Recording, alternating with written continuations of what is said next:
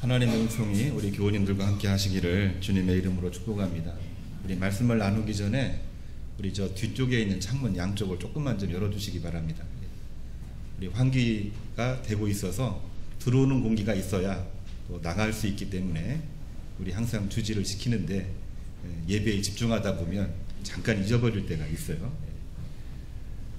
항상 조금씩 열어주시고 또 너무 많이 열면은 우리 예배 드리는 소리가 밖으로 또 나가서 또 민원이 생기기도 하는 여러 가지 어려움들이 있는데요. 항상 우리 신중하게 생각을 하시고 예배에 참여해 주시면 감사하겠습니다. 오늘은 8월 16일이고 또 8월 셋째 주일입니다. 말씀의 제목이 예수 그리스도의 심장으로 너의 무리를 이웃을 사모하라, 이러한 제목입니다. 장마 홍수에 이어서 늦여름 찜통 더위가 시작이 되었습니다. 이것 또한 역시 길지는 않겠지만은 찜통 더위도 우리 건강 회복을 위해서 필요하고 곡식 열매를 위해서도 필요한 것이기 때문에 우리는 이것 또한 잘 견디어내야 되겠습니다. 장마 홍수 침수 피해도 있었고 찜통 더위의 피해도 분명히 있으리라고 생각이 되는데, 이 여름을 잘 지내서 축복된 이 가을에 밑거름이 되고 또 겨울을 미리 준비하는 그러한 계기가 되었으면 참으로 좋겠습니다. 비가 오나 눈이 오나 춥거나 더웠거나 잘 견디는 것이 중요합니다. 동시에 인생도 마찬가지죠. 힘들거나 편하거나 옛것이나 새것이나 젊은이나 중년이나 노년이나 잘 견디는 것이 중요합니다. 잘 견뎌내려면 좌우로 치우치면 안 되고 치우치지 않으려면 중심을 잘 잡아야 되는 것입니다. 중심을 잘 잡아야 된다라고 하는 오늘 이 화두에 우리에게 주시는 하나님의 말씀은 이 중심을 무엇으로 잡을까? 그 중심을 잡는 데 있어서는 예수 그리스도의 심장을 내 마음속에 받아들이고, 그리고 우리의 무리를 섬길 때에 우리의 믿음과 신앙은 중심과 균형이 잘 잡혀서 어떠한 상황이든지 하나님의 은혜가 넘치고 열매로 이어진다고 하는 것을 오늘 말씀으로 믿음으로 고백하면서 오늘 말씀을 준비했습니다. 빌립보서 1장 8절 이하를 보면 사도 바울이 빌립보 교회를 향해서 내가 예수 그리스도의 심장으로 너희를 사모한다, 이 말씀으로 시작을 하고 있습니다. 출애굽기 40장 33절 이하를 보면은 모세가 하나님의 명령대로 성막 제작을 마치니 성령이 성막에 충만하여 낮에는 구름 기둥, 밤에는 불 기둥으로 이스라엘을 인도하셨다는 말씀입니다. 마태복음 18장 15절 이하에 나와 있는 말씀도 주님께서 교회 공동체 그 내부에 범죄를 한 사람이 있는데 그를 어떻게 다뤄야 될까? 그를 어떻게 섬겨야 될까? 우리 인간적인 마음으로도 여러 가지 생각이 교차할 수 있는데 주님은 이렇게 말씀을 하셨어요. 첫 번째로는 은밀하게 그에게만 다가가서 주의 말씀으로 권면을 하고, 두 번째로 말을 듣지 않으면은 증인과 함께 찾아가서 주의 말씀으로 권면하고, 그래도 말을 듣지 않으면은 교회 공동체와 공회를 통해서 권면하고, 그래도 말을 듣지 않으면은 이방인과 세리같이 취급하라. 그러니까 이 과정을 말씀을 놓고 보게 되면은 아무튼 힘들고 어렵고 예민한 문제이긴 한데 그 중심에 예수 그리스도의 심장을 달고 그 일을 진행하고 추진하라고 하는 말씀을 우리에게 주시고 있는 것입니다. 하나님께서는 하나님 백성의 문화를 세워주고자 613개의 율법을 우리에게 주셨습니다. 약간의 인간적인 유한성으로 인해서 문제가 생기니까 예수님께서는 이 율법은 사랑으로 완성된다고 하는 사랑의 법을 통하여 율법을 완성해 주셨습니다. 주님을 통해서 완성된 말씀이 분명하게 있는데 역시 그 말씀을 보고 있는 우리도 유한적이고 제한성이 많은 그러한 사람이기 때문에 우리가 성령으로 충만하여 주님의 심장으로 무장하지 않으면은 이 말씀을 온전하게 이룰 수가 없고 말씀을 통해서 우리는 성공, 승리, 형통하기가 어려운 점도 물론 있는 것입니다. 그렇기 때문에 오늘 우리가 말씀을 가지고 가야 될 말씀은 우리의 심장을 예수 그리스도의 심장으로 무장하여 너희의 무리를, 가족, 동역자, 이웃, 세상을 섬기라고 하는 말씀을 오늘 우리 마음속에 꼭 가지고 갔으면 좋겠습니다. 첫 번째로는 예수 그리스도의 심장으로 우리 자신을 무장해야 됩니다. 출애굽기 40장 33절 오늘 석금자 권사님 말씀을 잘 봉독해 주셨습니다. 오직 우리가 하나님의 말씀을 쫓을 때에 하나님이 인도하심으로 가나안 땅으로 행진할 수 있다는 말씀입니다. 17절부터 오늘 말씀을 읽진 않았습니다만은 길어가지고 조금 줄였는데 17절부터 보면은 7번 반복되는 똑같은 말씀이 나와 있습니다. 그 내용이 뭐냐면 여호와께서 모세에게 지시하신 대로 되니라. 그 말씀이 7번 반복이 돼요. 그리고 맨 마지막 33절을 보면 모세가 이 역사를 마치자 7번 순종하고 7번 실행해 했더니 그 역사를 마치자 이제는 하나님의 역사가 드러나기 시작을 합니다. 하나님이 이제 직접 개입하셔서 험한 그 광야에서 낮에는 구름기둥, 밤에는 불기둥으로 인도하셨고 가야 될 곳, 그리고 쉬어야 될 곳, 그곳을 친히 인도하셨다는 말씀입니다. 이스라엘이 불기둥과 구름기둥으로 움직였다고 하는 것은 이제부터는 내가 하나님의 통치대로 살겠다고 하는 것을 실천에 옮긴 것입니다. 다른 말로 하면은 그 마음에 주님의 마음을 받아들였다는 얘기입니다. 그 마음에 주님의 심장을 장착했다고 하는 말씀으로 우리는 이해할 수가 있는 것입니다. 하나님의 통치대로 살기 시작을 했고 훈련하기 시작을 했고 40년 광야 생활 중에 교회 공동체 훈련을 이미 이전부터 훈련했다는 얘기고 주님의 심장으로 무장을 했다는 얘기죠. 우리가 많은 어려운 문제가 있을 때에 우리 마음을 주님의 심장으로 무장할 수 있는 사람이라고 한다면 우리는 풀지 못할 문제가 하나도 없는 줄로 믿으시기를 주님의 이름으로 축복합니다. 빌립보서 1장에 나와 있는 말씀도 마찬가지입니다. 사도 바울이 빌립보 교회를 향하여 편지하고 있는 내용인데요. 예수 그리스도의 심장으로 무장되었음을 확인하면서 편지하는 내용입니다. 빌립보 교회는 유럽의 첫 번째 선교지 교회입니다. 이곳에서 바울은 자주장사 루디아를 만나서 교회가 시작이 됐지요.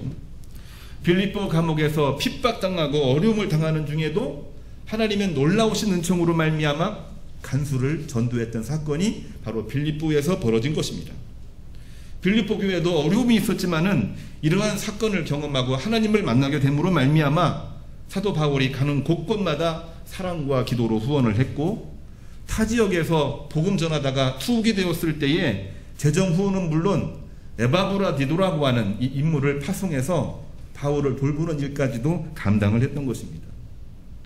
그 모든 일에 감사하며 사도 바울은 빌립보 교회에 편지하는 내용인데요. 3절, 4절, 9절 말씀을 눈여겨보면은 굉장히 중요한 말씀이 들어있습니다. 3절 말씀 보게 되면은 내가 너희를 생각할 때마다 4절 말씀 보게 되면은 내가 이 문제를 가지고 간구할 때마다 9절 말씀 보게 되면은 내가 기도할 때마다 내가 기도하노라 그렇게 말씀을 하면서 뭐라고 이야기를 하냐면은요. 위기 중에 주님의 심장으로 정말 하나님의 말씀을 가지고 이웃을 섬기고 또한 교회를 섬기고 어려운 중에도 하나님 바라보며 믿음으로 나아가라 그 말씀을 전해주고 있는 그러한 내용인 것입니다. 핵심적인 내용은 다른 게 아닙니다. 오늘 말씀 제목인데요.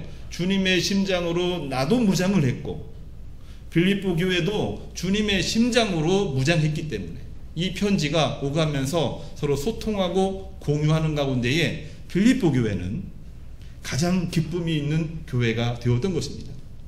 본래 기뻐서 기쁨이 아니라 좋은 일만 많이 있어서 기쁜 것이 아니라 어려움은 그렇게 많았지만은 그 모든 것을 예수님의 심장으로 무장했을 때에 그 힘든 고통이 최고의 기쁨이 되었다고 하는 고백을 이 빌립보 교회에 편지하면서 말씀을 전해주고 있는 것입니다.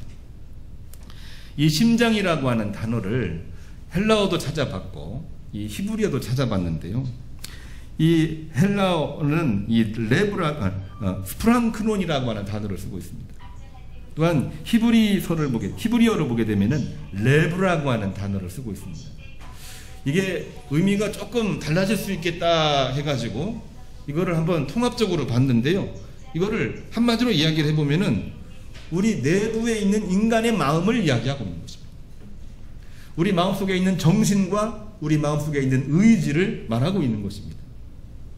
그러니까 내 심장에 주님의 심장을 장착했다고 하는 이야기는 내 의지와 생각이 물론 있지만 이 생각과 의지 속에 주님의 심장으로 덧입혔다는 그 이야기는 주님의 마음을, 주님의 의지를, 하나님의 계획을 하나님이 함께 하심으로 무장을 했다는 그러한 표현이 바로 주님 심장이라고 하는 것이죠. 이 단어를 오늘 우리가 꼭 기억했으면 좋겠습니다. CCM을 좋아하는 우리 성도님들, 혹시 심장이라고 하는 단어가 들어있는 CCM 찬양을 기억하고 계신가요? 우리 교회와도 깊은 관련이 있는 그러한 또 CCM 찬양이기도 합니다. 고물심장, 혹시 기억이 나시나요? 김사문과 나트륨이라고 하는 찬양 그룹이었고 우리 교회에 와서 찬양 집회를 4년 전에 한 적이 있습니다. 우리 교우님들이 만나서 손잡고 울기도 하고 웃기도 했고 하나님을 찬양했던 4년 전 기억이 저는 머릿속에도 지금 남아있는데, 그래도 가장 기억에 남는 거는 뭐였냐면은 이 고물심장이라고 하는 이 단어였고요, 그 찬양이었어요. 그 고물심장의 가사를 보면은 제가 한번 읽어드리겠습니다. 느리고 또 약해서 아무것도 할 수 없는 내 심장이 당신을 만나 사랑으로 움직이죠. 금방이라도 멎을 고물 같은 심장이 당신의 사랑으로 뛰고 있습니다. 내가 숨쉬는 것도 내가 서 있는 것도 기적이기에 당신은 나의 기적입니다. 무엇도 할 수 없어 아무것도 할 수 없는 나를 들어쓰시는 당신의 심장을 내게 주셨습니다. 이분의 이 고백이기도 하고 이분의 간증이기도 하고 이분의 삶이기도 하고 이분의 찬양이기도 했습니다. 나는 약한 심장을 가지고 있지만 나를 들어쓰시는 당신의 심장을 내게 주셨음을 고백하며 찬양하고 있는 것이죠. 여러분, 내 심장을 주님의 심장으로 바꿀 수가 있나요? 바꿀 수 있는 사람이라고 한다면은 그는 승리할 것입니다. 내 심장이 약합니다. 주님의 심장을 내게 주소서 하나님께 기도할 수 있는 사람이라고 한다면은 그는 반드시 승리하고 형통할 수 있는 사람이라고 저는 고백하면서 오늘 말씀을 선언하고자 합니다. 그러므로 우리가 주님의 심장을 무장하려면 주님 쫓는 일에 우선을 해야 되고 또 그리할 때 주님의 임재와 인도하심이 있는 줄로 믿으시기를 바랍니다. 특별히 위기와 재난과 핍박 중에는 성숙함으로 깨어 있어서 우리의 심장을 주님의 심장으로 무장할 수 있어야 됩니다. 무장해야 되는데 핍박이 있고 위기가 생기고 재난이 생기게 되고 개인적인 우환이 막 생겼을 때에 우리는 무장하기가 너무나도 어려워요. 힘드니까. 그러나 그때에 내 마음을 주님의 심장으로 바꾸려고 하나님 내 심정에 주님의 심장을 주십시오, 이러한 기도를 드릴 수 있는 사람이라고 한다면은 그는 이미 스스로를 이긴 것입니다. 이미 그는 주님을 모시고 주님의 이름으로 앞으로 나가고 있는 것입니다. 그 믿음을 가지고 있을 때에 역사가 이루어지는 것이죠. 그 믿음을 가지고 있을 때에 인간의 이야기가 하나님의 이야기로 변화되는 것입니다. 왜 주님의 심장이라고 표현을 했을까요? 우리는 굉장히 중요하게 이 심장이라는 단어를 성경에서 찾아볼 필요가 있습니다. 예레미야 17장 10절을 보면은 여호와 하나님이 너의 심장을 살피신다, 이런 말씀이 나오고 있습니다. 예레미야에 나오고 있기 때문에 이 말씀은 누구를 말하고 있는 것이냐면은 이스라엘을 말하고 있기도 하지만 이스라엘의 복음을 증거하고 있는 예레미야 선지자를 통하여 그에게 하시는 말씀이기도 합니다. 여호와 하나님이 예레미야에게 내가 너의 심장을 지금 바라보고 있다, 그런 말씀이거든요. 남유다 말기 위기의 순간에, 재앙이 지금 닥쳐오고 있는 그 순간에 내 심령이, 내 이 심장이 과연 연약한 심장인가? 내 심장이 과연 주님의 심장인가? 이 둘 사이에서 고민하고 있는 예레미야의 고민이 그 안에 들어있는 것입니다. 예레미야니까 고민을 할까요? 우리는 고민하지 않을까요? 사실은 이 말씀이 굉장히 쉬운 것처럼 보이지만 때로는 어렵게 느껴지고 부담스럽게 느껴질 때가 있습니다. 내 심장은 내 심장 분명히 맞는데 이 심장이 연약한 심장인가? 아니면 주님이 내 심장에 오셔서 주님의 심장으로 변모되었는가? 이 문제는 우리의 실존적인 문제이기도 하고 우리의 신앙적인 문제이기도 하고 이건 하나님과 나와의 1:1 관계의 문제이기도 한 것이죠. 내 심장을 주님의 심장으로 바꿀 수 있는 사람은 그는 진짜 크리스찬이고 그는 진짜 신앙인이 되는 것입니다. 예레미야가 어떻게 했을까요? 참으로 힘겨움을 우리는 눈물의 예언자 예레미야로 얘기했기 때문에 눈물도 많이 흘렸을 것입니다만은 그 눈물 속에서 그 심장을 주님의 심장으로 바꾸어서 이스라엘을 향하여 하나님 말씀을 전하고 하나님께는 눈물을 흘리면서 기도했던 것이 바로 예레미야 선지자였다라고 하는 것이죠. 우리가 그 옛날 이야기로 볼 문제가 아니라 우리의 심장을, 내 마음을 주님의 심장으로 바꾸는 것 자체가 바로 신앙인 것입니다. 빌립보서 1장 8절 오늘 우리가 말씀으로 읽었습니다. 사도 바울은 빌립보 교회에 편지할 때에 본인의 심장이 아니라 주님의 심장으로 내가 너희를 살피노라.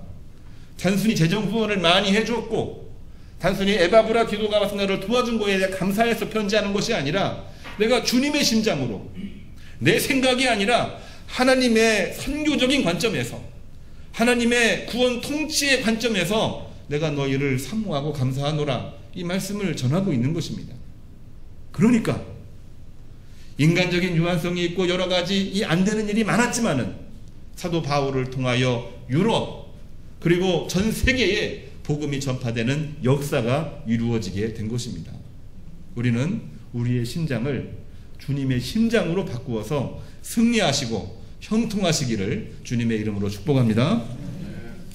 두 번째로는 주님의 심장으로 이웃을 섬겨야 됩니다. 너희 무리를 사모하라 그 말씀을 주셨습니다. 왜냐하면 우리가 주의 심장으로 무장하는 순간 우리는 주님처럼 우리의 이웃과 세상을 섬겨야 되기 때문입니다. 빌립보서 1장 9절 말씀 보면 이웃을 섬기려면 지식과 총명으로 선한 것을 분별하고 진실하게 허물 없이 주님의 날까지 그 일을 계속하라 그 말씀을 주셨습니다. 주님을 향한 사랑도 폭넓은 지식과 통찰력으로 채워져야 됩니다. 준동하는 흑암 세력에 대처하려면은 분별력을 키우고 흔들리지 않는 믿음을 무장해야 되는 것이죠. 마태복음 18장 15절의 말씀은 우리가 신앙생활하면서 굉장히 신중하게 생각하고 부담스럽게 여기기도 하고 굉장히 힘겹게 여기는 내용이 하나 나와 있습니다. 신앙생활하고 있는데 한 형제가 죄를 졌습니다. 어떤 죄인지는 밝히지 않고 있습니다만 이 죄에 대해서 그냥 넘어갈 수는 없기 때문에 권면하고 권고하고 또한 주님의 이름으로 권면을 해서 돌아오게 해야 되는데 그 모든 과정을 한 번에 할 수도 있어요. 소문나지 않게 할 수도 있습니다만은 주님께서는 그 내용을 설명해 주고 있습니다. 주님은 내 형제가 죄를 짓거든 오직 주의 이름으로 그 사람만 상대하여 권고하고 은밀하게 하라는 얘기죠. 그 다음에도 말을 듣지 않으면은 두세 명의 증인과 함께 확증하고 그래도 말을 듣지 않으면은 교회에 말하고 그래도 듣지 않으면은 이방인과 세리같이 여기라. 이 말씀을 우리가 들었을 때에 가장 귀에 들려오는 것이 뭘까요? 저는 세 가지가 다 들려왔으면 좋겠고 그 중에서도 첫 번째 말씀이 들려왔으면 좋겠는데 우리 사람들은 결과를 중요시 여기다 보니까 맨 마지막 말씀에만 집중하는 경향이 좀 많아요. 이방인과 세리같이 여기라. 정죄하고 심판하고 추방하고. 물론 그 말이 나쁘다는 얘기, 틀리다는 얘기 아닙니다. 안 될 경우에는 과감하게 할 수 있어야 되는 얘기죠. 그러나 이 말씀은 용서하지 말라는 말씀은 결코 아닙니다. 우리가 말씀을 계속 읽다 보면 21절에 베드로가 이 문제에 대해서 고민한 그때 질문합니다. 주님, 몇 번을 용서하면 될까요? 7번뿐만이 아니라 7번씩 70번이라도 용서하라. 주님께서 이 말씀을 하셨습니다. 이 말씀의 의미는 우리가 어떤 의미인지 잘 알고 있습니다. 용서하되 언제까지요? 끝까지 용서하라고 하는 주님의 말씀이 되는 것입니다. 그러나 이 말씀을 종합적으로 이야기해 보면은 앞에서는 용서하지 말라는 얘기입니다. 그러나 주님께서는 용서하라는 이야기로 지금 결론을 맺고 있어요. 이 말씀을 정리를 해야 됩니다. 용서하되 다만 주님의 심장으로, 주님의 마음으로 방법과 절차에 따라 지식과 총명함으로 분별하여 사모하며 섬기라고 하는 것입니다. 권면하는 것도 사모하는 심정으로, 그를 추방하는 것도 사모하는 심정으로 그 일을 감당하라고 하는 얘기죠. 다시 말해서 개별적이고 개인적인 행동보다 함께하는 행동의 가치를 매우 귀중하게 여기고 있는 것입니다. 예배 드릴 때에도, 성경 공부할 때에도, 봉사할 때에도, 전도할 때에도 두세 사람이 함께 모여 할 때 하나님은 그 가운데 계시다라고 하는 것입니다. 예수님이 그 다음에 말씀하셨어요. 마태복음 18장 20절에 두세 사람이 내 이름으로 모인 곳에 나도 그들 중에 있느니라. 혼자 있으면 물론 좋은 면도 있습니다만은 혼자 있으면 잡념이 많이 들고, 혼자 있으면 사단 음부의 권세가 나를 어떻게 유혹하고 미혹하는지 우리는 너무 잘 알고 있어요. 아담과 하와가 같이 있을 때는 그래도 사단 권세를 이겨냅니다만, 하와가 홀로 있을 때 뱀이 와서 꿰기 시작을 합니다. 그리할 때 아담도 동시에 무너지고 죄를 범하게 된 거 우리가 여러 번 이야기했던 그러한 내용입니다. 그러나 두세 명이 말씀을 읽고 두세 명이 그 말씀의 전후 좌우의 의미를 함께 공유하고 있으면 어떤 유혹이 와도, 어떤 미혹이 와도 우리는 그거를 이겨낼 수가 있는 거지요. 이게 바로 주님의 심장으로 모여서 이웃을 섬기고 무리를 섬길 때 벌어지는 하나님의 능력이요, 하나님의 역사라고 하는 것을 우리는 분명하게 기억을 해야만 되는 것입니다. 물론 이 말을 조금 삐딱하게 이해하는 분들도 있습니다. 두 사람이 모의하여 일을 꾸미라고 하는 이야기는 결코 아니지요. 그렇습니다. 우리 잘 알고 있습니다. 이거는 끼리끼리 문화이기도 하고 굉장히 인본적인 그러한 생각들입니다. 인본적인 것은 지극히 개인적이요, 정치적인 경우가 많을 뿐만이 아니라 만약에 이것이 계획된 특정 모임이라고 한다면 얼마든지 조작이 가능한 것이기 때문에 우리는 지극히 경계해야 되는 그러한 내용입니다. 문명이 고도화되면 고도화될수록 이 말씀을 악용하는 사람들이 많이 생기기도 해요. 이 말씀은 과연 어떤 의미를 담고 있는 걸까요? 이 말씀은 가장 쉽지 않지만 가장 단순한 이야기입니다. 나의 생각, 인간의 마음으로만 이 말씀을 보지 말고, 이 인간의 마음으로만 보지 말고 주님의 심장으로, 주님의 마음으로 들여다보라고 하는 하나님의 말씀입니다. 주님의 말씀으로, 주님의 심장으로, 주님의 마음으로 이 말씀을 들여보라는 그 이야기를 왜 제자들에게 이야기했을까요? 제자들이 일을 몰라서 공유하고 또 일을 잘 어떻게 해야 될지 모르기 때문에 협의하라고, 그리고 그 가운데서 결론 내라고 이 모임을 허락한 것은 결코 아닙니다. 이미 알고는 있지만 주님의 이름으로 소통하고 연합하여 각자의 역할을 찾아 힘을 모으라고 하는 얘기입니다. 이미 알고 있지만 그 내용을 함께 공유하고 소통하고 기도하는 가운데에 그 모든 마음을 주님의 심장으로 모으라고 하는 내용이죠. 모으라고 하는 내용입니다.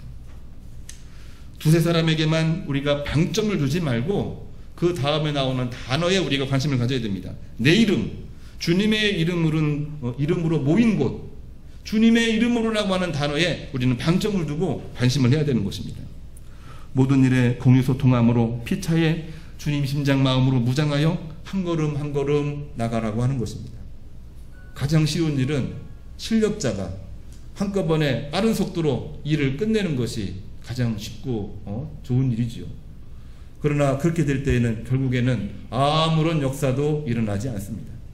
힘들어도, 빠르지 않아도, 답답해도, 일을 진행하다가 여러 가지 생각지 않은 장애물들이 막 생겨도 그 모든 과정을 주님 심장으로 중심을 잡고 그 모든 문제를 주님 심장으로 아우르면서 나갈 때에 그 힘은 하나님이 성령 충만함으로 말미암아 하나님의 역사를 이루는데 크게 사용되는 줄로 믿으시기를 주님의 이름으로 축복합니다.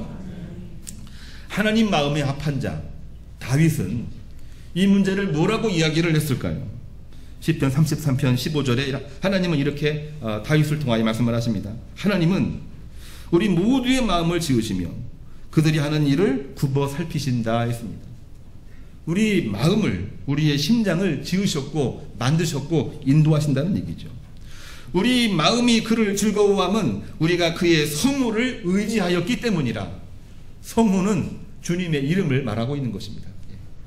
주님의 이름을 의지하면서 나갔기 때문에 결국은 나 혼자가 아니라 온 이스라엘이, 결국은 나 혼자가 아니라 내 가족이, 나 혼자가 아니라 이 드림의 공동체가 하나 되어 하나님 앞에 쓰임받아 역할을 감당하고 역사를 이룬다는 말씀이 그 안에 이루어지고 있는 것입니다. 교회 침체, 코로나19, 경제 침체, 정치 위기, 그리고 찜통 더위에 이르기까지 어느 것 하나 우리에게, 우리 삶에 도움이 되는 이야기는 하나도 없습니다. 왜 그럴까? 물론 우리 생각이 거기에만 집착하다 보니까 그 생각이 나서 그럴 수도 있겠습니다만은 이러한 때에 우리가 분명하게 한 가지를 봐야 되죠. 건강하고 힘이 있는 교회, 생기 있는 크리스찬이 되기 위해서는 우리의 심장을 주님의 심장으로 바꾸는 것입니다.